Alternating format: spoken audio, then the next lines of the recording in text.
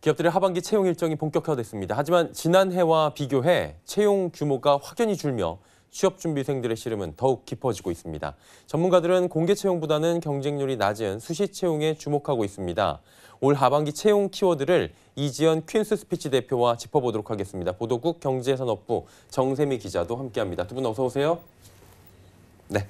채용 규모부터 먼저 살펴보도록 하겠습니다. 구직자는 역대 최다였다라는 소식 전한 바 있는데 채용 규모는 확실히 줄었죠? 네, 하반기 채용의 서류 일정이 대부분 마감이 되며 네. 채용 과정이 본격 시작됐습니다. 하지만 상당수 기업들이 이 채용 규모를 지난해보다 줄이며 시장 분위기는 좋지 않은데요. 올 하반기 예상 채용 규모는 4만 5천 명으로 지난해 하반기보다 5.8% 감소했습니다.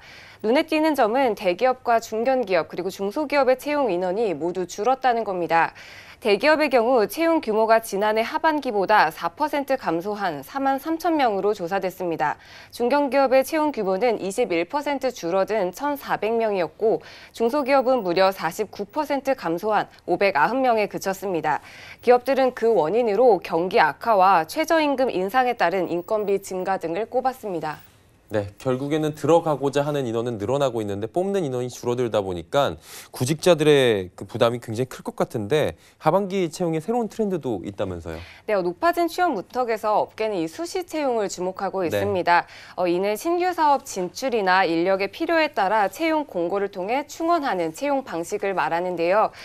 인크루트가 지난달 상장사 700개사를 대상으로 2019년 하반기 대졸 신입사원 채용 방식을 조사한 결과 수시 채용이 75%로 가장 많았고 이후 공개 채용이 73%, 추천 채용이 49%로 뒤를 이었습니다. 실제로 현대차는 올해 초 10대 그룹 최초로 이 정기 공채를 폐지했고 SK그룹은 내년 상반기부터 공채를 단계적으로 폐지하고 상시 수시 채용으로 전환합니다. LG그룹은 각 계열사에서 상시 채용을 진행하며 신세계그룹은 연 1회 공채를 진행하고 그 외 상당수 부분을 상시 채용으로 진행한다는 계획을 밝혔습니다. 네, 대기업들의 지금 트렌드도 수시 쪽으로 지금 변화를 하고 있다 이런 건데 이제 전문가께 여쭤보도록 하겠습니다. 수시 채용이 많아졌다는 건 어떤 의미를 하고 있습니까? 네, 수시 채용은 한마디로 기업의 인재 채용에서의 효율성을 의미합니다. 즉, 인재 채용에서 실무 역량 중심으로 강화를 했다라는 의미인데요. 특히 경제 상황이 급변하는 요즘 같은 불황 속에서 기업들이 공채의 일반적인 획일화된 그 전 계열사뿐만이 아니라 전 직종에 거친 그런 인재 선발보다는 미래 산업에 특화된 주요 직무 관련한 경험이 있는 실무 역량 중심의 우수 인재를 선발하는 것이 더 효율적이라는 판단을 한 것입니다.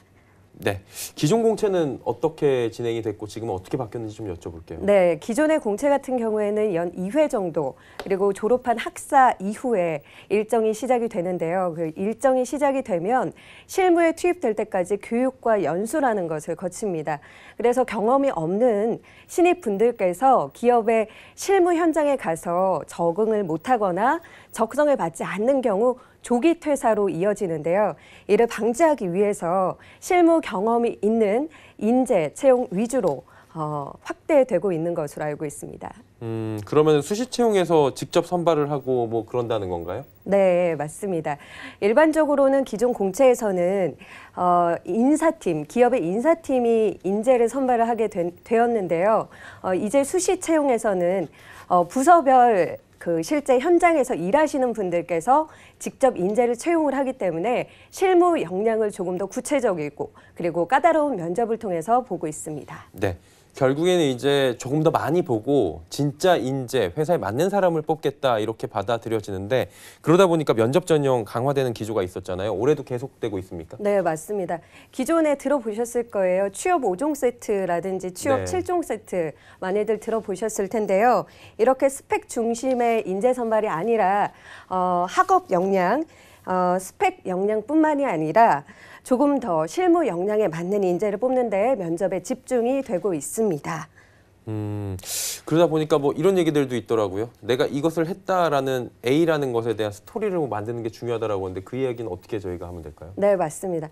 뭐 학점이 몇 점이다, 학교가 어디다 이런 단답식의 스펙보다는 예. 자신이 겪은 경험 그리고 상황 속에서 조금 더 내가 지원한 직무와 역량을 매칭해서 스토리텔링하는 것이 가장 중요한데요.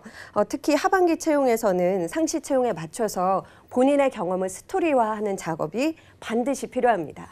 그렇다 보니까 이제 벌써 10월 다가오고 있고요. 하반기 채용을 대비를 해야 되는 시점이 온 거잖아요. 면접 팁 같은 거 있으면 좋을 것 같은데 몇 가지 주실 수 있나요? 네, 제가 드리려고 나왔습니다. 예. 네, 면접 팁이 궁금하신 분들 많으실 텐데요. 특히 그 스토리와 경험을 스토리텔링하는 스마트 면접 기법 그리고 면접 스피치의 PPS 법칙 굉장히 중요합니다. 스마트 기법부터 먼저 예. 알려드릴게요. 스마트 기법은 S, 시츄에이션이라는 상황, 본인의 경험 상황을 M, 모알, 조금 더 구체 명확하게 6화 원칙에 맞춰서 이야기를 해주시는 것이 필요합니다. 그 후에 더 중요한 것은 본인이 그 상황, 경험 속에서 능동적으로 조직을 위해서 행동한 경험, 액션, 행동을 말씀을 해주시는 것이 중요하고요. 그리고 나서 결과물이 있는데요. 본인이 얻은 결과 그리고 얻은 실무 역량 이것들을 R, 리절트로 표현을 해주시고 T, 타이인과 타임입니다. 30초에서 40초 정도의 적당한 분량으로 본인이 업무에 어떤 가치를 발휘할 수 있는지에 대해서 명확하게 제시를 해주시는 것이 스마트 면접 스토리텔링 기법입니다. 스마트 기법. 뭔가 이렇게 하나하나 짜임새 있게 한마디로 딱 나를 만들어야 된다는 건데 아까 PPS 법칙? 이런 네. 것도 말씀해 주셨는데 그건 뭐예요? PPS 법칙은 굉장히 3가지 포인트로 중요하게 표현을 할 수 있는 네. 효과적인 방법인데요. P, 포인트입니다. 저한테 피 난다고 그러는데. 포인트요. 예. 네, 포인트. 핵심을 2가지씩으로 앞부분에 제시를 해주시고 예. 본인의 경험이나 사례를 부연 설명으로 2~3문장 정도로 덧붙여 주시는 것이 효과적으로 전달력을 높일 수 있는 방법입니다. 예. 그리고 P, 또 하나의 P는 펄라이트, 예의 바른이라는 뜻인데요. 면접에서 내용도 중요하지만 면접관의 마음을 짧은 시간에 사로잡을 수 있는 비언어적인 요소 이런 것들이 필요한데 신뢰감을 줄 수 있는 호감 가는 면접 이미지 태도를 트레이닝 하시는 것이 중요합니다. 위축된 자세나 자신감 없는 태도를 보인다면 마음을 사로잡을 수가 없겠죠. 그래서 P, 펄라이트고요. 마지막 S 또한 비언어적인 요소인데요. 스마일, 눈과 입이 함께 자연스럽게 미소를 띠면서 말을 하는 것입니다.